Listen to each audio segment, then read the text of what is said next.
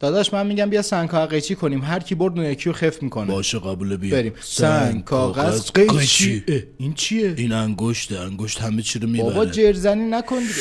بتمن بیا کمکم بابا کن. اگه گذاشتی 2 دقیقه ما بازی تو کنیم. که چشمات خیلی قشنگه، رنگ چشمات خیلی عجیبه، تو که این همه نگاهت واسه چشمام گرم و نجیبه. داداش من هیچ وقت نفهمیدم تو که چش ببین کجا اینجا میشه. میشه تو که چش، نگاه کن. میدونستی یا نه؟ ببین ولنتاین داره کتومن میاد. خب پس اون دختر آدرسیه چی شد؟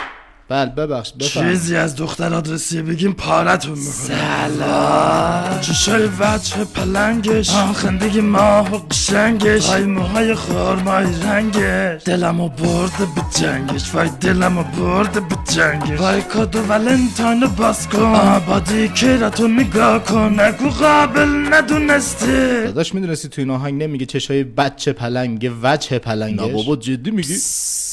واو. این تیکه آزاد صمدی نبود؟